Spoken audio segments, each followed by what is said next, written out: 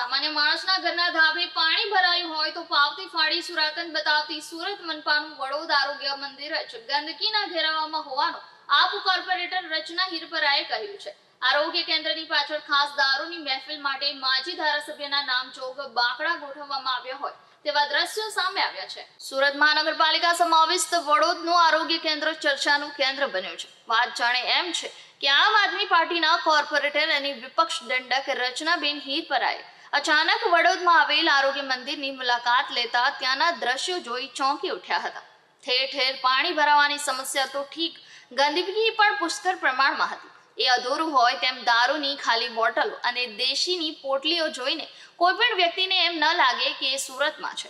રચનાબેન હિરપરાએ જણાવ્યું હતું કે આ આરોગ્ય કેન્દ્ર એટલું કુખ્યાત થઈ ગયું છે કે કોઈ પણ સારા ઘરની વ્યક્તિ અહીંયા ઈલાજ કરાવવા આવી ન શકે। માજી ધારાસભ્યના નામજોગ બાંકડા અને એની આસપાસ દારૂની ખાલી બોટલો તેમજ દેશી પોટલીઓ જાણે કે રોજ રાત્રે તે જગ્યાએ દારૂની મહેફિલ ચાલતી હોય તેનો પુરાવો આપે છે।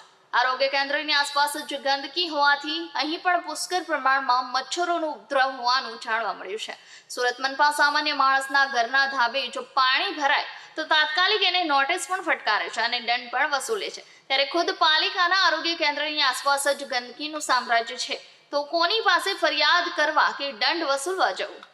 નમસ્કાર, હું રચના હિરપરા, કોર્પોરેટર આમ આદમી પાર્ટી સુરત મહાનગરપાલિકા। વડોદ વિસ્તારની અંદર સુરત મહાનગરપાલિકાનો જે વડોદ વિસ્તાર છે એ વિસ્તારની અંદર આજે આયુષ્માન આરોગ્ય મંદિર આવેલું છે। આરોગ્ય મંદિરની જે વાસ્તવિકતા છે હું તમને બતાવું છું। આ તમે જુઓ કે ઠેર ઠેર વરસાદી પાણી ભર્યું છે આ આરોગ્ય મંદિરના બહાર, અને આગળ જઈએ અને જોઈએ તો હમણાં જ આપણે સોલિડ વેસ્ટમાં ભારતમાં પહેલો નંબર સુરત લઈએ એવું છે। તો સોલિડ વેસ્ટના નામે તમે જુઓ કે આરોગ્ય મંદિરની પાછળ ઠેર ઠેર જે આ કોર્પોરેશનની જગ્યા છે એ જગ્યામાં તમે જુઓ કચરો।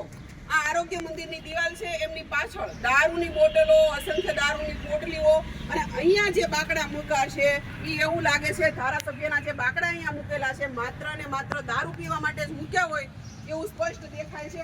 આ તમે જુઓ કોર્પોરેશન એવોર્ડ લઈ આવે છે, સુરત એવોર્ડ લઈ આવે છે, સત્તામાં બેઠેલા બહુ વાહવાહી બધા લૂંટે છે। આ તમે જુઓ